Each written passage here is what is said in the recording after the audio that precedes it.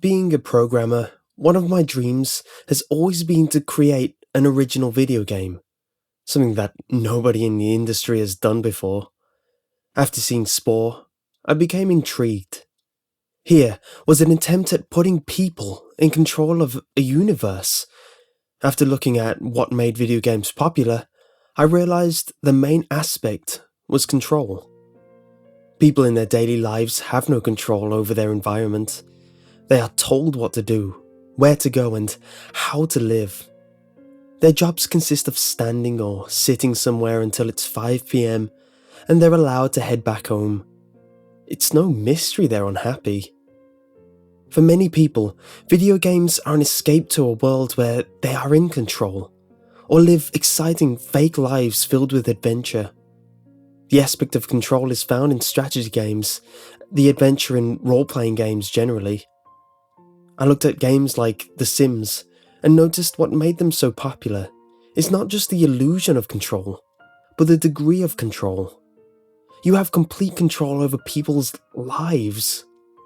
Before The Sims, there was Sim Earth, a game in which you do not control individual people, but an entire Earth. I came to the conclusion that I had to develop a game similar to Spore, in which the player subtly guides evolution. What caused Spore to be such a failure is the lack of realistic control people had. It hardly resembled evolution. To do this, I began by generating a physics system. I know little of physics, but decided to study it, and tried to create a simplified version in which certain particles can interact in specific manners. When it comes down to it, physics is simply complex mathematics. I simulated energy and matter and created a simple system, with the sun emitting energy, circled by a planet catching said energy. I decided to create simple basic cells from scratch, that were hard-coded, so to speak, in the system I was designing. They lived off the energy emitted by the sun, and had a genetic code that coded for the substances produced by the cells. I guess you could call them my eukaryotes. My world, within a few minutes, would always fill with these cells, after which they would mutate, and the most efficient cell in converting energy from the sun into useful substances for division would survive. It was very boring, but it worked, I guess. I decided to expand the physics system, and force the cells to create waste products that were toxic and would kill them. I noticed that some cells responded to this by producing less waste, others responding by producing something to emit the waste. Yet others developed chemicals to clean up the waste products. However, I noticed something fascinating. Running the simulation for a few centuries, a few minutes in real life, created cells that made massive amounts of specific waste products on purpose. I noticed that other cells died as a result of this, to which the other cells responded by usurping the building blocks they had created from energy. The first predators were born. With the first predators, diversity in this little world rapidly increased. Some grew a response to flee when they encountered these toxins. Others grew resistance to them. The ones that grew resistance would eventually grow to utilize the toxin's products. Eventually, I noticed something interesting. The cells that escaped from the toxin grouped up with the cells that utilized the toxins. They stayed close together and helped each other. Eventually, these types of cells would attach to one another. They formed a weird symbiosis, where the cell that would normally flee would now move towards places where toxins are, and the other cell would consume the toxins and provide the mover with some of the energy. Without going into too much detail, I became very excited, and decided to let this simulator run during the morning. I had stayed up until 5 AM, while I went to bed. When I woke up around 11, I noticed the world I had created had changed, and was barely recognizable. Massive, plant-like structures grew in this world, consumed by other organisms that ate these plants. However, looking at the log, I noticed the world hadn't changed much in the past 2 hours or so. I had reached another stasis point, where the simplicity of my simulation prevented more complex life from evolving. I expanded the system by breaking up energy into different types, with different wavelengths that were absorbed to different degrees by different molecules. I implemented vibrations in the air. I created improved simulation of weight, and made some more minor tweaks. This caused the simulation to run slower, of course, but it was worth the sacrifice. I stayed around the whole day watching this simulation in excitement and playing with it, as it was incredibly addicting. Complex organisms evolved that cooperated, plants that depended on each other, or attracted predators that ate the horrible looking creatures that ate from them. I had fun, and noticed that some of the creatures evolved warning cells. This means that if they noticed a predator, they would issue a sound, and all others of their kind would flee into holes they had dug on the earth. Others evolved mating calls. I decided to have some fun. I made a dump tool, allowing me to dump specific organisms on the earth, and wrote my name with it. I created 10 meteorites and dumped them on a piece of land to create an island, because I wanted to see whether the animals stuck on both sides would evolve in different directions. I made a smiley island with volcanic eruptions.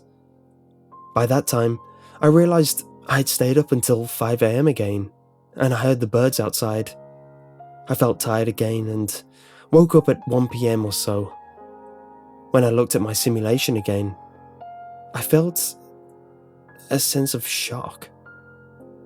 Different groups of animals of one species had made statues with stones, some in the form of a smiley, some in the form of my name. I didn't know why they were doing this or how. What I did notice is that they would attack each other from time to time. I didn't know what to do with it, but I concluded that these organisms must have somehow noticed that the smiley and the name I had written were special.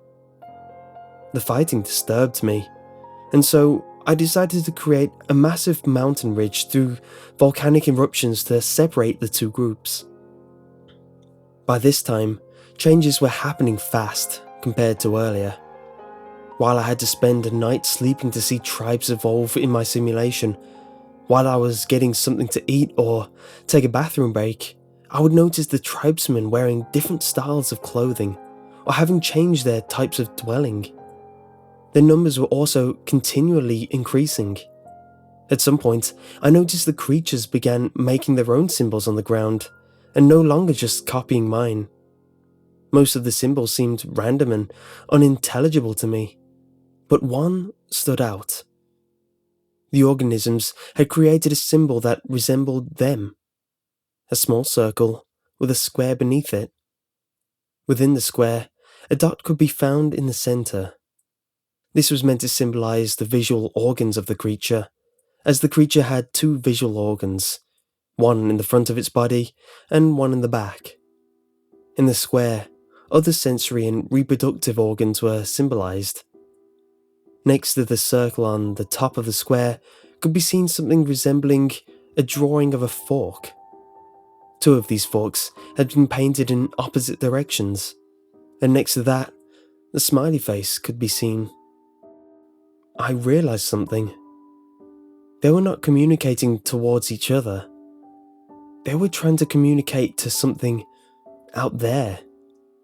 My meddling in their landscape had somehow made them realize that something powerful was out there, capable of changing their world. I wondered whether symbols like Stonehenge and the pyramids in my own world could be signs of primitive people trying to do the same thing, begging their creator or overseer to initiate contact with them. However, one thing was undeniable by now. These creatures realized there is something out there. I wondered long. Did I have a responsibility to initiate contact with something that isn't real? Or are these creatures real in a different way? can something be real merely by being capable of having concept of itself? And even if they are real, does that mean they will be better off with me initiating contact with them? Should I change my simulation to ensure them permanent happiness? And is it possible for me to do such a thing? I did not want to confirm my existence to them, but I did want to be able to communicate with them. I decided to program a prophet, an organism that looks like them and cannot be proven by them to be different from themselves, but is fully controlled by me. I let it be born into a powerful position as the son of a leader. I decided to lead by example and seek to teach these creatures English so I could communicate with them.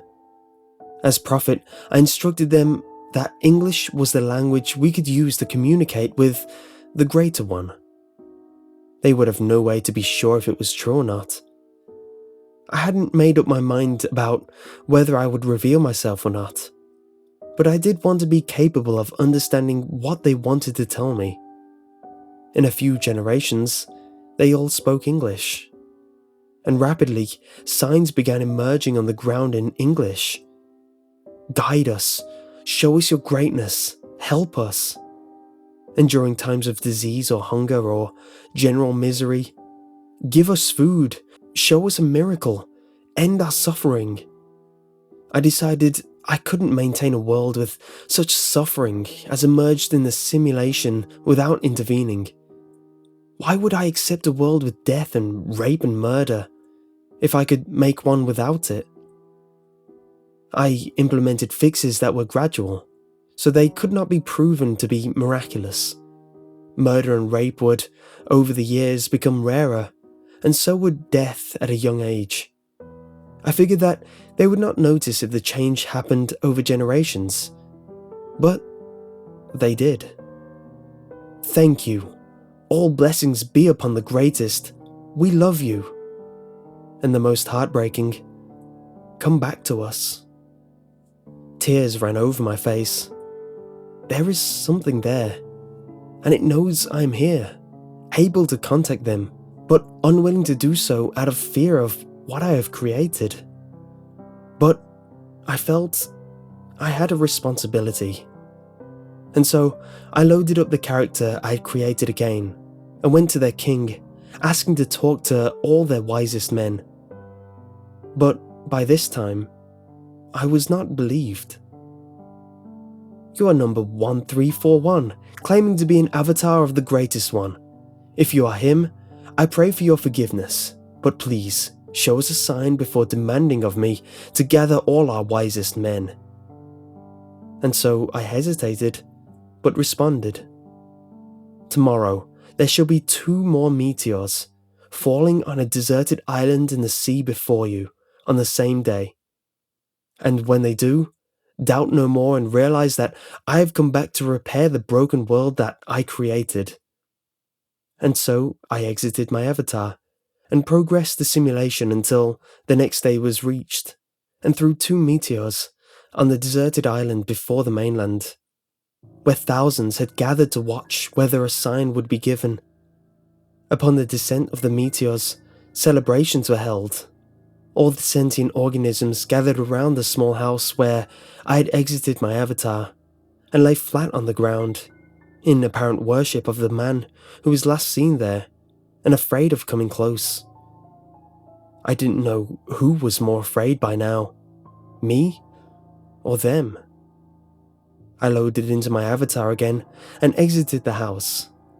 The creatures continued to lay flat on the ground in utter silence. It is as if they felt unworthy of speaking. Let your wisest man stand up, I told them. And up stood one of these bizarre-looking creatures. Thank you for coming back. Pray tell us, do you have any requests of us? I hesitated before saying, there is nothing you can do for me that pleases me, but for you to be good to one another and to contact me with your wishes and fears. The creature responded, we know you come from a different world, and we are afraid. We understand how vulnerable we are, and how incomplete our experience is. Please allow us to join you in the world that you created our world from." I began crying behind my computer as I responded, "I do not know how." The creature responded, "At risk of offending you, please understand the severity of our situation. By living in a world that is incomplete, we are at constant risk of disappearing forever, never to be seen again. We would never even consciously realize that our end had come." I realized that they were unable to comprehend that I only had absolute power within their world and not outside of it. They also did not realize that my knowledge of their world was limited. I may have created it through simple laws, but those simple laws gave way to a reality of its own that is more complex than I can comprehend. I responded again, "I only have power in your world. In my world, I have no power, and so I cannot bring you there, because my world is not under my control. I also do not understand the world I have created. I do not know what is best for you. Only you do, and you have to inform me what you want." And the man waited for a moment. I was about to think they were going to end communicating with me before their wisest man responded, "You have created a world that is incomplete, with creatures that cannot escape it, and you have no power to save them. They are completely unfree, and they have no power.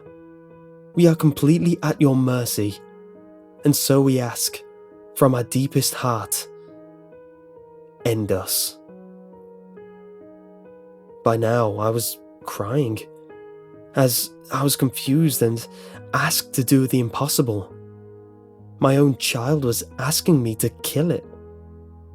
This is when I noticed the lights in my room flickering, before my computer suddenly shut down. I screamed.